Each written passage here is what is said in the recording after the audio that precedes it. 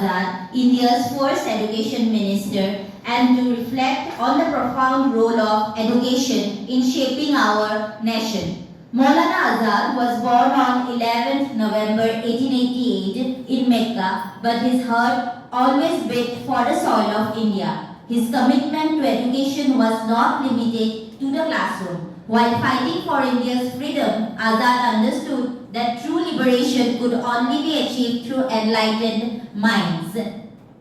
This day is a reminder of our collective responsibility to ensure quality education for all, a powerful tool for personal development and national progress. On this National Education Day, let us honor Maulana Azad's legacy by recommitting ourselves to his goals. So, now I would like to request respected HOD Rinku Agarwal ma'am, respected judges and faculty members to come forward for lighting of the lamp ceremony and offer our sincere tribute to respected Maulana Abul Kalam Azad. Sir, please.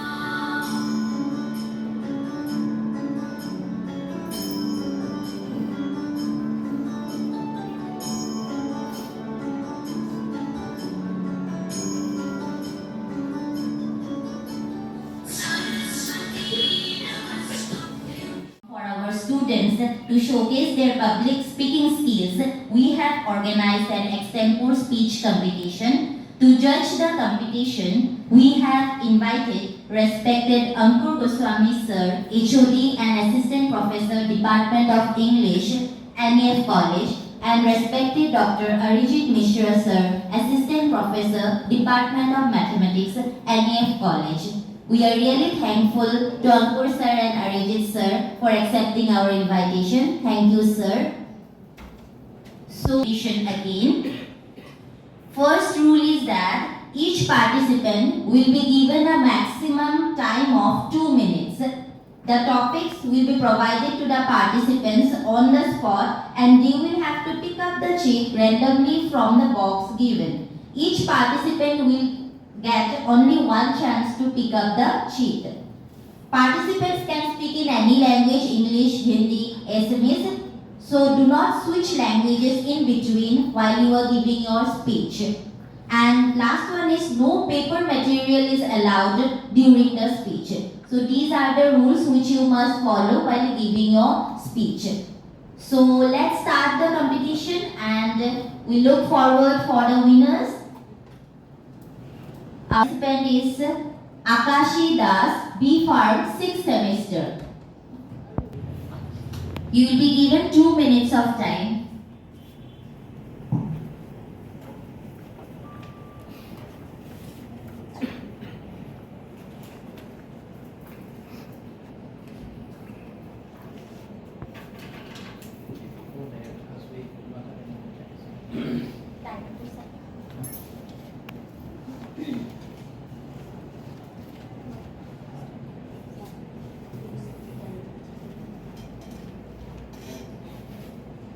First of all, very good morning to all of you present here. So today, sorry. Yeah. So first of all, very good morning to all of you present here. So today, myself Akashi Das from Bachelor of Pharmacy 6th Sem, and I stand before you to deliver today's speech that is on the topic of time consciousness. So basically, time consciousness is the key for management. We all know that, and we should always know that how we use our time, right? So for using our time, yes, we have both positive usage of time as well as the negative usage of time, but we should always keep in mind that the time once gone can never be returned. Afroz, BBA first semester. Semima.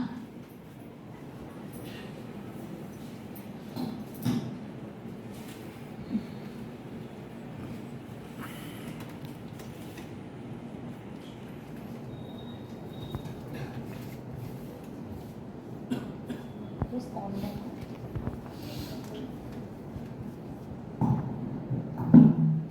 A very good morning to everyone, respected teachers, judges, and seniors, as well as my fellow classmates.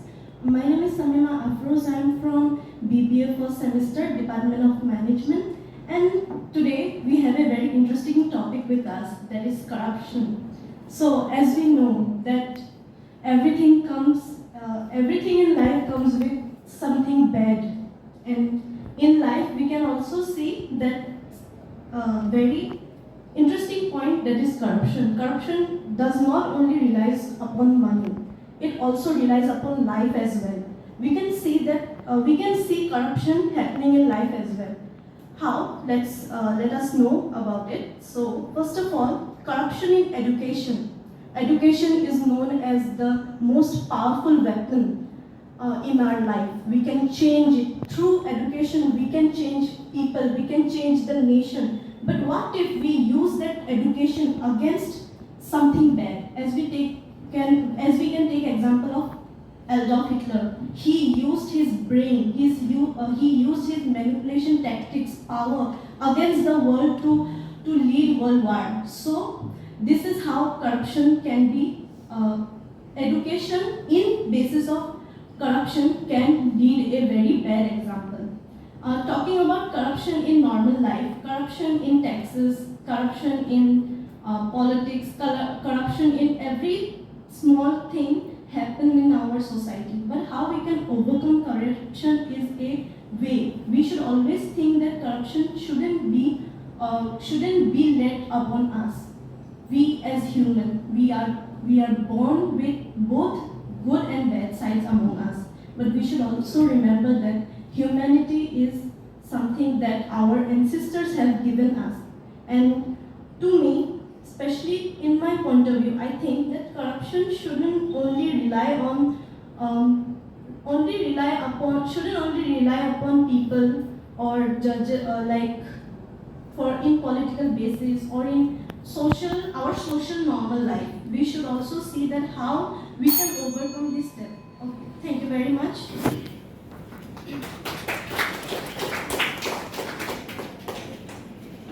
Semester, not present. Deepak Sahu, BBA first semester, not present. Azad Manjit, BBA third semester, Azad.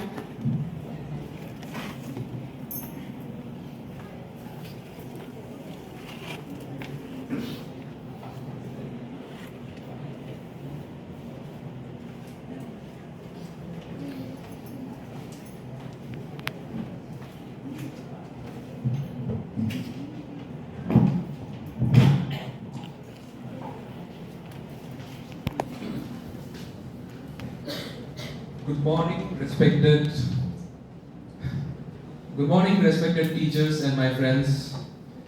Today I got the topic innovation versus invention.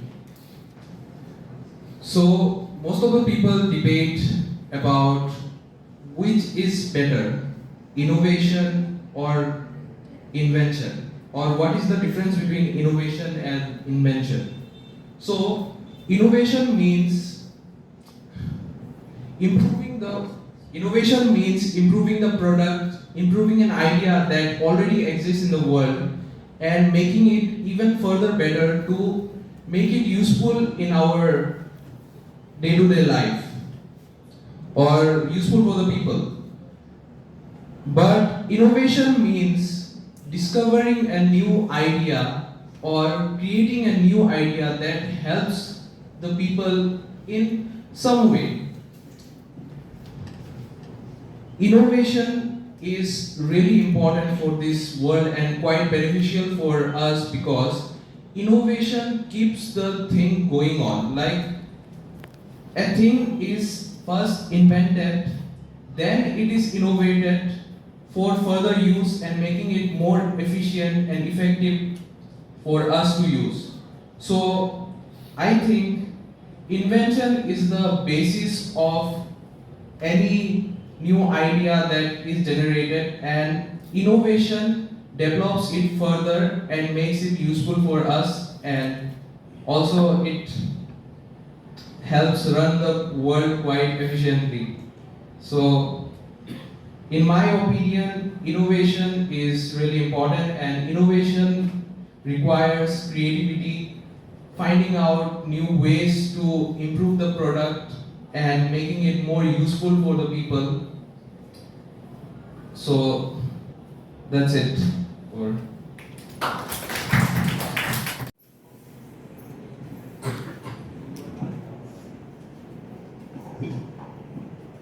Good morning, everyone, esteemed faculties and reverend judges, and my dear friends. So today I stand here to speak on a very interesting and a very important, I would say, is the sine qua non of modern civilization or human civilization, especially among the Gen Zs. I feel everyone is Gen Z here. It's social media. In the most Marxist analogy, if I have to put it forward, it will be social media is the modern opium of the masses. Everybody, do you agree? I think yes.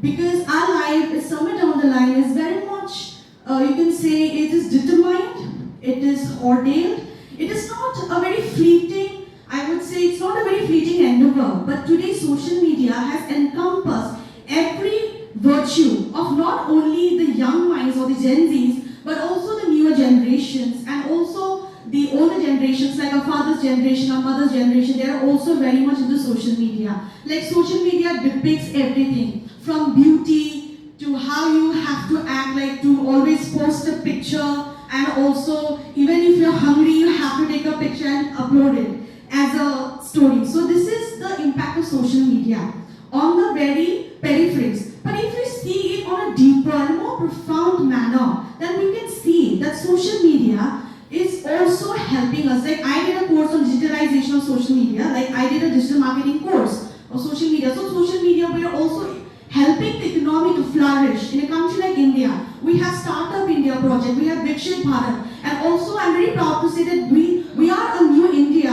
where our ethos lies in Vasudhaiva Kutumbakam. Like we also inaugurated the G20. It is a huge milestone and cornerstone for India. What the French would say the raison d'être, which means the reason of being. And social media, like I said in the very beginning, is the opium of the masses. I mean, opium of the new generation. It's true. It's the digital renaissance. And today we have the quantum leap of the year, which is AI, artificial intelligence, is also inscribed in social media. So social media is an integral part of today's life because it helps in education also. We have various sites for UPSC preparation, for any government exam preparation. We have social media. We have social media for, like I said before, for economic, everything. So social media is an integral part, but it should not be the very part which depicts or which also demonstrates our mental health, because we should not compare. Everything we see on social media is fake. Our real life determines everything. So with this, thank you so much. Ipshita Goswami, BMLT 5th semester.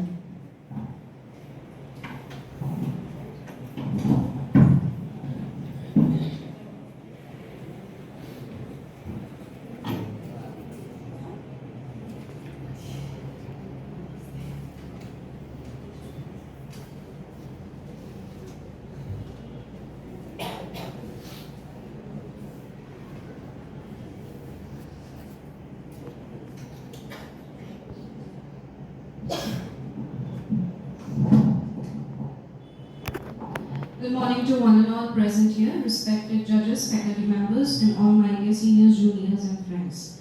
I stand here in front of you all to deliver a short speech on my topic, role of meditation in health and life. So, meditation is a very integral part of our lives, though we do not really focus on it that much, but it is a topic or it is a subject which is to be pondered upon. Because meditation provides a holistic development in our life. It improves our physical health, mental health, our emotional as well as social health. Meditation helps in concentration, which is really important for us students in our academic life. It also helps with our physical health. It improves our physical health and it prevents from further disease or further problems, physical problems.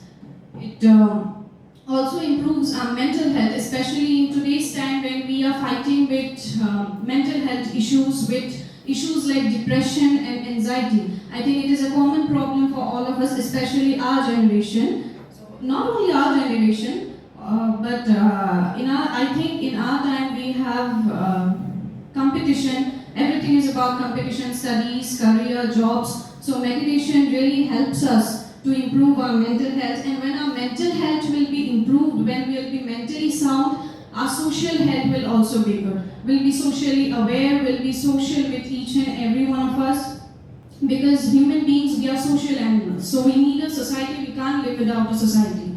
So in order to be a social animal and to be really social, we need to have a sound mind, which is not possible without meditation. And we have really very busy lives, but I think out of our busy lives, we all can take out at least 10 to 15 minutes, and we can keep the time for meditating. So it's a very useful and purposeful subject which is to be pondered upon.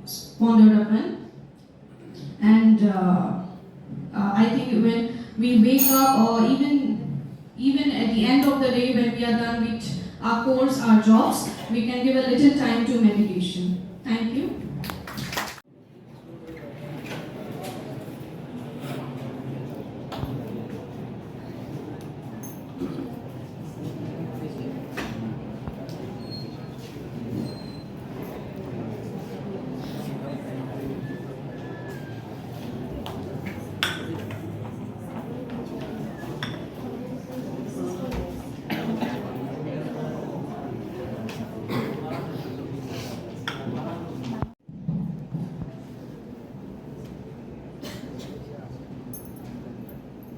Good morning, everyone. First up, a big thank you to Pushpakshi ma'am and Arup sir and the entire Department of Management for having me as a co-judge for a competition which arguably is one of the most difficult competitions that we can have indoors. To come up here, pick up a sheet and speak on something which we have no idea is, me holding the microphone here and speaking to you all actually is giving me jitters right now. But you guys coming up here and speaking on something completely unknown, I think hats off to all of you for that, first up. And we have 3 winners amongst us. Ankur sir will announce their results.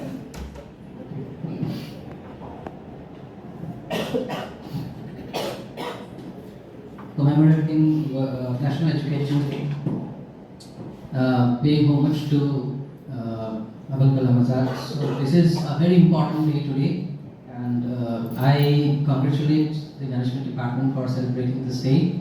And of course, we are honored to be here as the judges. But the problem lies here that I have been given the worst part to announce. Right? It is very difficult. Anyway, so it is a consensus. It is something which we together have decided. So whatever he has done, I have not shown him. So together we have, come to a calculation. So coming from the third prize for this is Azad Manjit of BBA third semester. I think he can come here. I believe. Moving on to the second prize, we have Jennifer Rahman from MA Sociology third semester. And somehow both of us have come to the same point. It is like, there was a 0.75 difference only. So we have Ipshika Goswami from BMLT fifth semester as a winner of today's event. A small tip to the others who come here and fail to conclude your speech. It is actually very easy if you can keep your focus. It is nothing different. When I am speaking, I have no machine inside me that helps me to speak. So practice, maybe some more strategy. Strategy in a way that you first think what I will say. Whatever the topic, what I will do. Should I come up with a definition? Should I go with examples? Should I give examples from our lives, from some arena, some other arena, from the world? Right, and try to relate to what you have already studied. Maybe in your courses you have got certain things which can be related. And most importantly, what you see around you, what you always see, what you always have been fed with. When you are looking into something, we say that you are wasting your time scrolling. But sometimes in between, you get some information, some education, some data, even there. वो भी काम आ जाते हैं, I believe, because I understand that those are the things which will actually determine whether you can speak or not. Okay, so definition, some example, some connection to the real world around you, maybe across the globe, whatever you know, you can keep on hinting. But some people have made a small mistake, they forget about the topic. They don't understand the topic probably, or they don't feel that you're confident enough to go ahead and speak on that. So that should not be. Topic should be the anchor. It should be the center upon which you should be speaking, isn't it? So I know, and Sir also has said that this is easy to say but very difficult to do. When I was a student, I could not speak. So hats off again for coming here and participating, and claps for everyone. Applaud to everyone who has participated today. Thank you.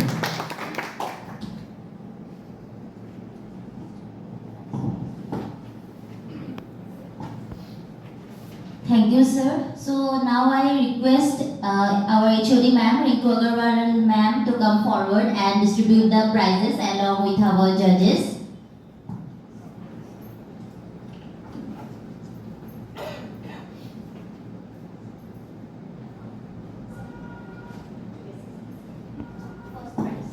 First prize, Ipshita Goswami.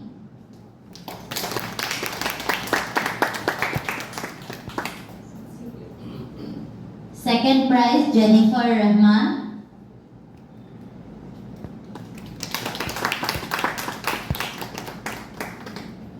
And third prize goes to Azad Manjit.